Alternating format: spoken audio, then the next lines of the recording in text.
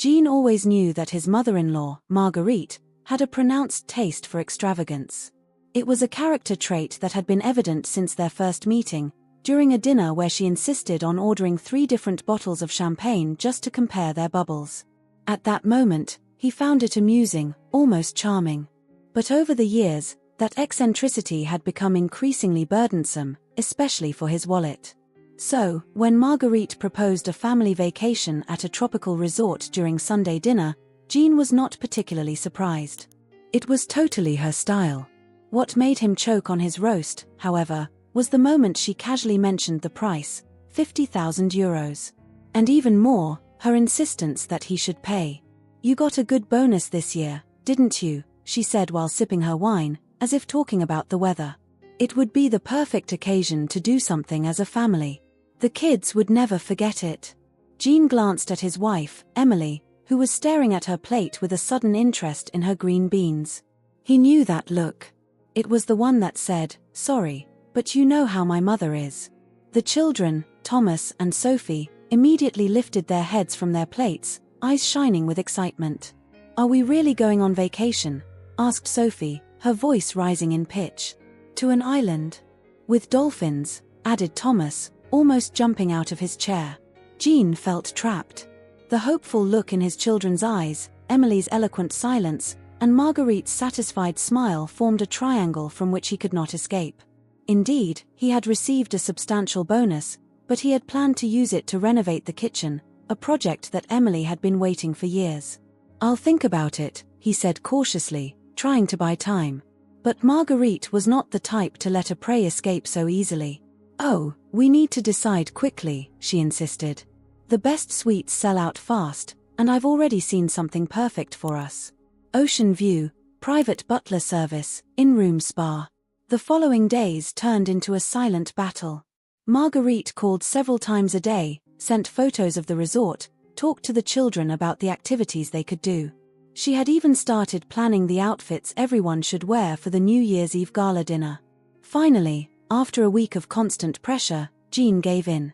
It wasn't so much to please Marguerite as for the joy he saw in his children's eyes every time they talked about the trip. And besides, he had to admit, the idea of escaping the winter cold to a paradise beach had something seductive about it.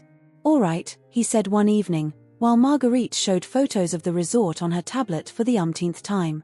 "We'll do it." The reaction was immediate. The children started jumping around the living room. Emily smiled gratefully at him, and Marguerite took out her phone to call the travel agency immediately.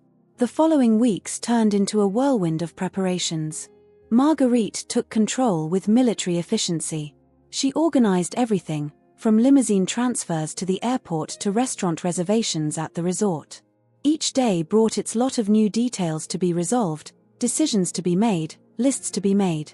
Jean noticed that his mother-in-law spent more and more time on the phone, isolating herself in the garden or on the balcony to have whispered conversations. At first, he attributed it to her usual perfectionism. After all, Marguerite had always liked to control everything down to the smallest detail. But there was something different this time.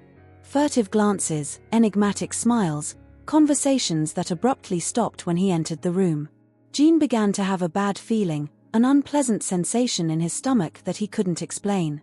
One night, arriving late from the office, he overheard a conversation between Marguerite and someone on the phone. "Yes, everything is arranged," she was saying. "He won't suspect anything until the last moment." The laugh that followed made Jean shiver, but when he mentioned it to Emily, she dismissed his concerns with a gesture. "You know Mom," she said. "She just wants everything to be perfect.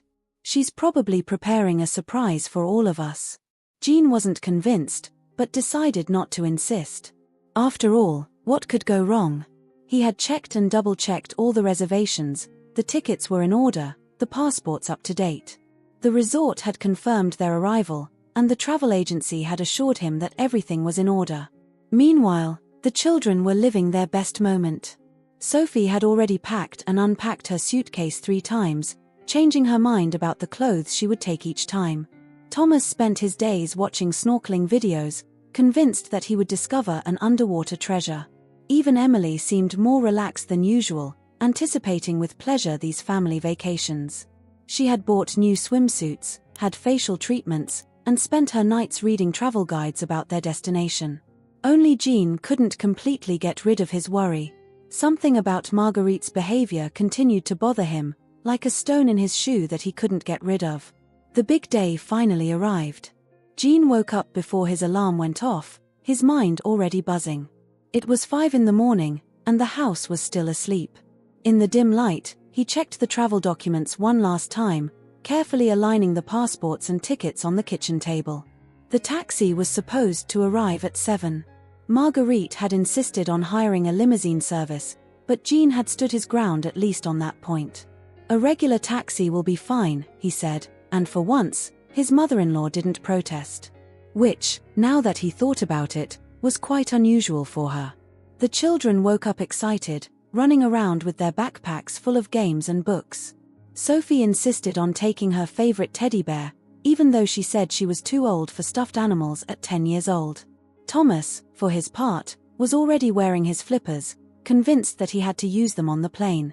"Thomas, honey," laughed Emily as she saw him coming down the stairs like a duck, "I think we can put them in the suitcase. The sea won't disappear." Marguerite arrived punctually, impeccably dressed in a cream suit that must have cost more than the plane ticket. She wore her favorite sunglasses, even though it was still dark, and her intense perfume immediately invaded the entrance.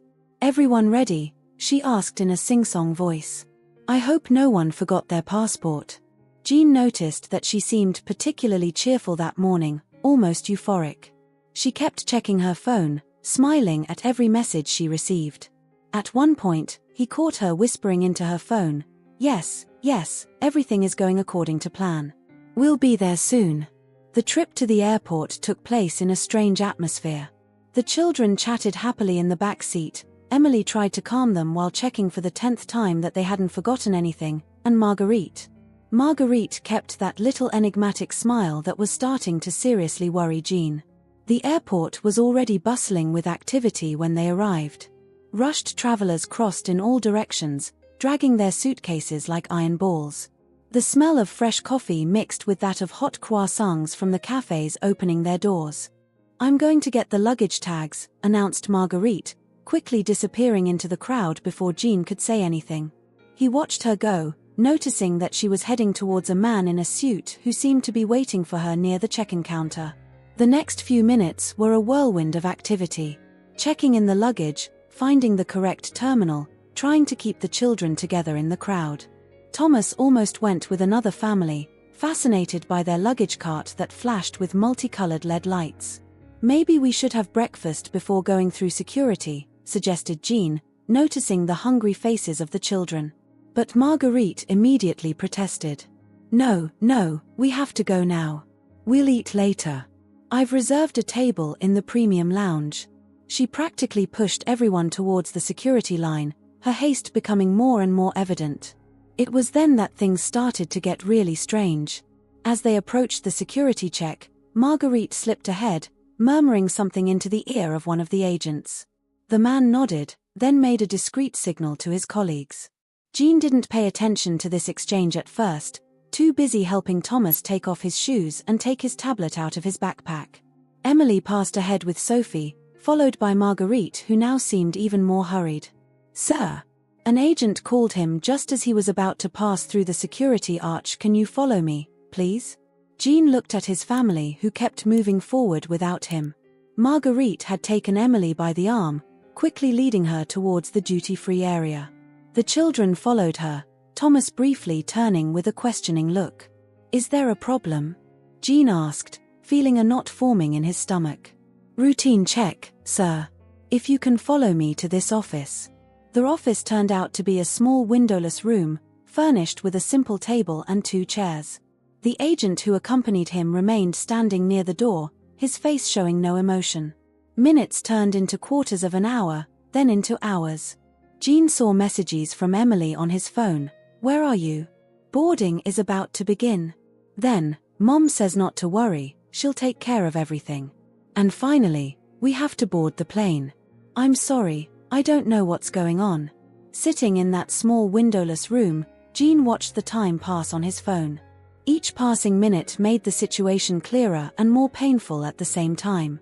The last messages from Emily squeezed his heart, photos of the children on the plane, their little worried faces looking towards the camera. "I need to take that flight," he said for the 100th time to the impassive security agent. "My family is waiting for me." "I'm sorry, sir. We've received specific instructions. You cannot board at the moment." "Instructions? From whom?" The agent simply shrugged, but his evasive look said a lot. Jean suddenly remembered Marguerite's strange behavior in recent weeks, her secret phone calls, her mysterious smiles. Everything made sense now, like the pieces of a particularly cruel puzzle. He took out his phone once more, dialing Marguerite's number. Of course, she didn't answer.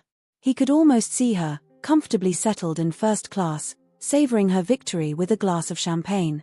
The screen of his phone lit up with a message from Emily. "The plane is taking off. Mom says you'll take the next flight, that there was a problem with your ticket. Is it true?" Jean looked at the message for a long time, his blood boiling in his veins. How to explain to his wife that her own mother had orchestrated all this? How to tell her that Marguerite had deliberately schemed to leave him behind? "Sir." A new agent entered the room, looking slightly uncomfortable. "You can go now." "Go? What about my flight?" "It just took off." Jean remained seated for a moment, digesting the information. Through the hallway window, he could see a plane taking off, taking his family to a paradise destination, leaving him alone with his anger and incomprehension. Leaving the security area, he automatically headed to the airline counter. The young woman behind the counter listened to his story with increasingly wide eyes. "I see a note on your reservation," she said while typing on her keyboard. "Your ticket was cancelled this morning, at the request of the person who made the reservation." "Marguerite," Jean muttered through clenched teeth. She organized everything from the beginning. Sitting in an airport cafe, with a cold coffee in front of him, Jean began to think more clearly. The initial anger gave way to a cold determination. He wouldn't let Marguerite win so easily. He took out his laptop and started looking for other flights. The price of last-minute tickets was exorbitant, but he didn't care. He had already spent €50,000 on those vacations. A few thousand more wouldn't make a big difference. His phone kept vibrating with messages from Emily. She was beginning to understand that something was wrong. "Jean, what's really going on? Mom is acting strange. She doesn't want to tell me why you're not here." He hesitated before responding. How to explain the situation without creating more drama? He finally opted for simplicity. "Don't worry, I'll take another flight. Enjoy the trip with the kids. We'll talk about all this when I get there." A flight attendant passing by noticed his distressed look and stopped. He told her his story, and she shook her head, incredulous. "I've seen a lot of family dramas in this job," she said, "but this is on another level." "Wait a moment." She returned a few minutes later with a phone number. "Call the company directly at this number. Explain your situation.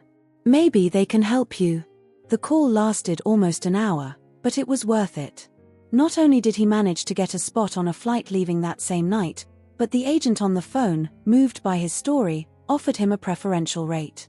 While waiting for his new flight, Jean began to investigate the resort. He knew Marguerite. She wouldn't stop there. She surely had other surprises planned for him. He had to be prepared.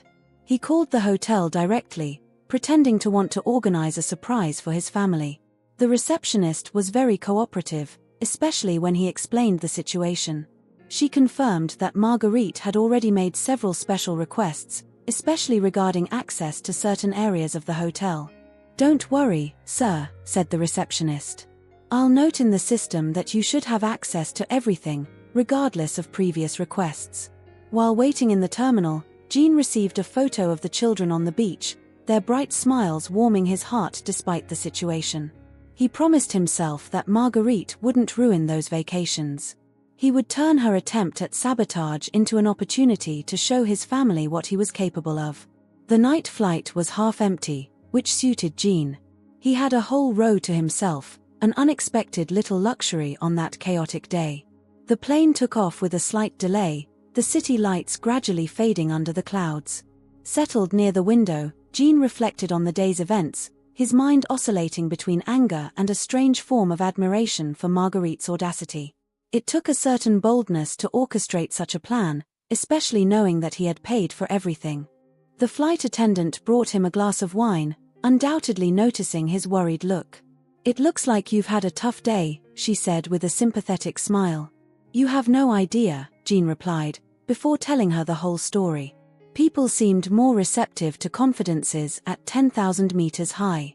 "My mother-in-law hates me too," she confessed while serving him another glass. "But she limits herself to criticizing my cooking. Yours is on another level."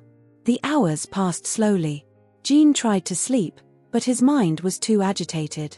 He spent much of the flight planning his revenge, not a petty revenge like Marguerite's, but something that would show her she couldn't manipulate him so easily.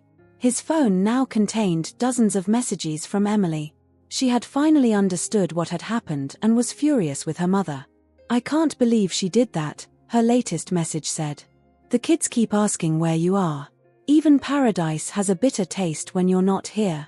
Those words squeezed his heart. He simply replied, "I'll be there soon. Save me a spot in the sun." The dawn was beginning to appear when the plane started its descent. Through the clouds, Jean spotted the island, a green and blue jewel perched on the ocean. Despite everything, the view took his breath away. Maybe those vacations weren't completely ruined after all. The island's airport was tiny compared to the one he had left. A simple asphalt runway bordered by palm trees, a terminal that looked more like a large vacation home than an international airport. The warm, humid air hit him as he stepped off the plane, like a tropical embrace. Jean quickly retrieved his suitcase, one of the advantages of small airports, and headed to the taxi stand. The driver, a local man in his 50s with an easy smile, whistled upon hearing the name of the resort. "Ah, the most beautiful hotel on the island," he said while loading the suitcase into the trunk. "Is your family already there?"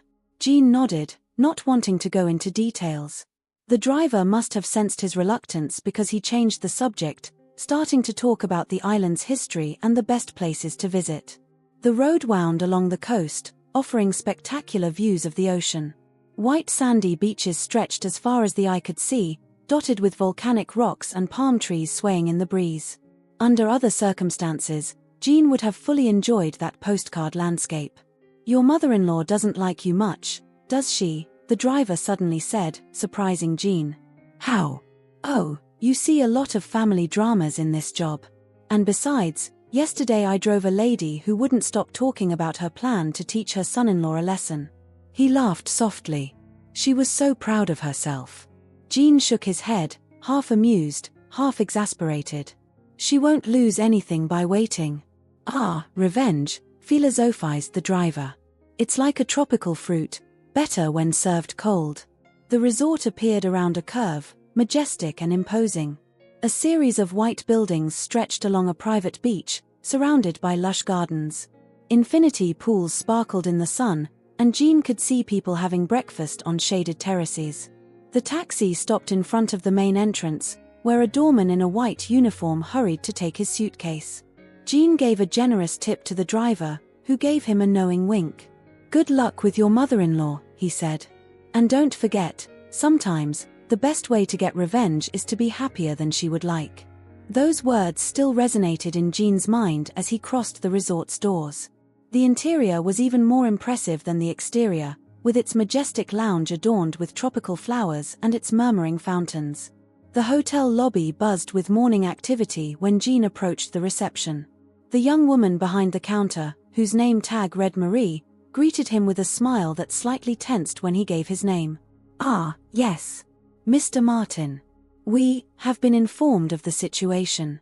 She nervously typed on her keyboard, casting furtive glances around. "Your mother-in-law stopped by this morning to request that you be denied access to the family suite, but the management decided not to follow that request." Jean felt a smile forming on his face. At least, something was going his way. "Where is she now?" "Mrs. Dubois is having breakfast at the main pool. Your wife and children left for an excursion an hour ago." Marie lowered her voice. "She told them that your trip was cancelled for professional reasons." This last piece of information made a new wave of anger rise in Jean. Lying to the children, that was the last straw. He retrieved his keycard and headed to the pool, his steps echoing on the polished marble floor. The air was already warm and filled with tropical scents. Exotic birds sang in the palm trees, and the sound of the waves created a sweet background melody. Under other circumstances, the place would have been paradise. He saw her immediately. Marguerite was settled on a luxury lounger, a large straw hat on her head, sipping what seemed to be a colorful cocktail. She was casually flipping through a magazine, the very image of a privileged mother-in-law enjoying a vacation she hadn't paid for. Jean approached silently, his shadow falling over the magazine. Marguerite looked up, and for a fraction of a second, he saw surprise and maybe even a hint of fear cross her face. But she quickly recovered, showing her usual smile. "Jean, what a surprise. I thought you had decided to stay in Paris to work." "Really?" Jean's voice was calm, almost soft, but loaded with cold anger. "That's an interesting version of events. Almost as interesting as your little maneuver at the airport." Marguerite took a sip of her cocktail, as if to buy time. "I don't know what you're talking about." "Don't you?" "The security agents, my mysteriously cancelled ticket, the lies to the children. None of that rings a bell?" "Oh, that." Marguerite waved her hand as if swatting away an annoying fly. "You take things too seriously, Jean. It was just a little lesson." "A lesson?" Jean sat down on the neighboring lounger, leaning towards her. "And what exactly was I supposed to learn?" "That money isn't everything." She put her glass down on the table. "Do you think that because you paid for this trip, you can control everything? Life doesn't work that way." Jean laughed, a joyless laugh. "You talk about control? You, who orchestrated all this just to prove you could manipulate me?"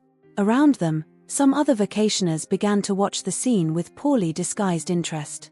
A waiter approached, hesitating, but Jean indicated that everything was fine. "The children were disappointed," continued Marguerite, her voice taking on an accusatory tone. "They thought their father preferred to work rather than be with them.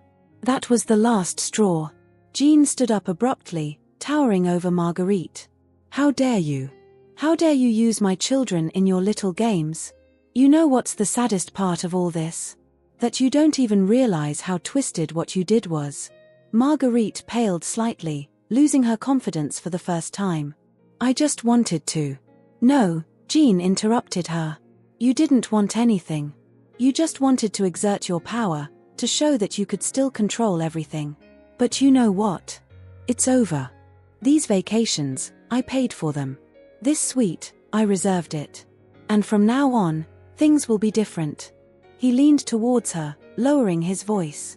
"I won't ruin the children's vacation by making a scene. I won't get revenge as you did. I'll simply enjoy this stay with my family, and you will have to live with the fact that your little plan failed." Marguerite remained silent for a moment, her face a mass of internal conflicts. Finally, she said softly, "Emily will never forgive me." "That's a matter between you and your daughter," Jean responded as he straightened up. "But if I were you, I would start thinking about serious apologies." The sun was at its zenith when Emily and the children returned from their excursion. Jean waited for them in the lobby, his heart pounding. Thomas was the first to see him, his eyes widening in surprise before a huge smile lit up his face. "Dad," he shouted, running through the lobby, almost knocking over a couple of retirees in his path. Sophie was right behind him, her braids flying in the wind. Jean crouched to receive them in his arms, hugging them tightly. They smelled of sea salt and sunscreen, their skin warm from the tropical sun. "I missed you," he murmured, his throat tight. Emily approached more slowly, her face a mixture of relief and concern. "Jean, I'm so sorry. I can't believe Mom." "We'll talk about it later," he interrupted gently, not wanting to spoil the reunion. "How was the excursion?" "We saw dolphins," exclaimed Thomas, jumping up and down. "And Sophie got scared by a crab." "I wasn't scared," protested Sophie. "I just found it a bit impressive." Jean laughed, ruffling his daughter's hair. "Crabs can be very impressive, that's true." Emily came closer, placing a hand on his arm. "You must be exhausted. How did you manage to come?" It's a long story, Jean replied. But what matters is that I'm here now. And I have a surprise for you all. The children's eyes lit up at that magic word. Even Emily seemed to momentarily forget the family drama unfolding. A surprise? Asked Sophie. What is it? If I tell you now, it won't be a surprise, will it? Jean took 4 golden cards out of his pocket. But I can tell you it starts with a special lunch. I've reserved a table in a special place. He led them through the resort, carefully avoiding the pool where he had left Marguerite earlier. The path wound between the luxurious bungalows, gently descending towards a more secluded part of the beach. A small private cove appeared around the bend, protected by rocks covered in tropical vegetation. An elegantly set table awaited them on the sand, sheltered from the sun by a bamboo pergola. Paper lanterns swayed gently in the sea breeze. Is this for us? Murmured Emily, her eyes shining. For the 4 of us, confirmed Jean. I thought we deserved a moment just for us. A waiter appeared as if by magic, pulling out the chairs so they could sit. The children marveled at the crystal glasses filled with exotic fruit juices, decorated with colorful little umbrellas. This is just the beginning, announced Jean as they were served a starter of fresh seafood. I've planned something special for tonight as well. Emily looked at him curiously. Jean, you weren't even supposed to be here. How did you have time to organize all this? Let's say I had a lot of time to think during the flight. He took her hand across the table. And besides, our wedding anniversary is in 2 days. Did you really think I was going to let your mother stop me from celebrating it? Emily's eyes filled with tears. I had completely forgotten with all this. I didn't. Jean smiled. I've reserved the small pavilion on the beach for a special night. Live music, fireworks, everything we need to mark the occasion. Fireworks! The children cheered with joy. And yes, you are also invited, Jean laughed. At least for the beginning of the evening. The meal passed in a relaxed atmosphere, as if the events of the previous day had been nothing more than a bad dream. The children recounted their adventures with the dolphins, Emily laughed at Jean's jokes, and for a few hours, everything seemed perfect. Only during dessert did Emily dare to address the issue weighing on her. What will we do about Mom? Jean took a bite of his chocolate cake, taking his time to think. I think we should give her the opportunity to apologize. Not for me, but for the children. And for you.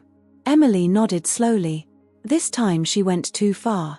Yes, but we won't let her ruin these vacations.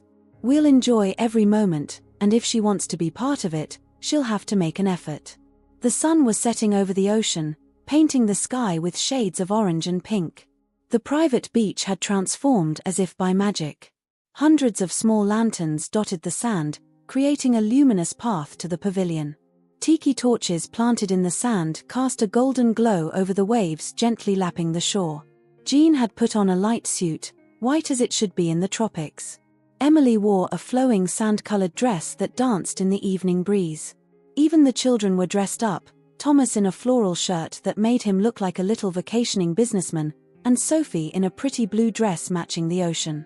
It's like a fairy tale, murmured Sophie, her eyes shining in the lantern light. A small group of local musicians played soft melodies, the sound of their instruments blending perfectly with the sound of the waves. The air was filled with exotic scents, a mix of tiare flowers and vanilla. As they approached the pavilion, Jean noticed that the waiters had followed his instructions to the letter. The table was a masterpiece of tropical decoration, with centerpieces made of fresh orchids and exotic fruits. Candles floated in glass bowls filled with water, their light dancing on the faces. Jean. Emily stopped, moved. It's magnificent. This is just the beginning, he smiled, pulling out her chair. The children sat down, for once without fighting, impressed by the magical atmosphere. The first course arrived, carried by waiters who seemed to glide over the sand, seafood presented in hollowed-out coconuts, adorned with edible flowers. It's too pretty to eat, declared Sophie, taking a photo with her mother's phone.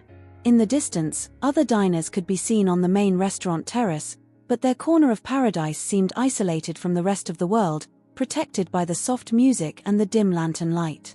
That's when a familiar figure appeared at the edge of the circle of light. Marguerite was there, hesitant, holding something in her hands. For the first time since Jean had known her, she seemed to have lost her splendor. A tense silence fell over the table. The musicians, sensing the change in atmosphere, softly lowered the volume of their melody. "Can I?" Marguerite cleared her throat. "Can I join you for a moment?" Jean looked at Emily, leaving the decision to her. She nodded imperceptibly. "Of course, Mom," said Emily softly. "There's a free place." Marguerite approached, holding what turned out to be a photo album. I thought it was the right time to give you this." She handed it to Jean and Emily.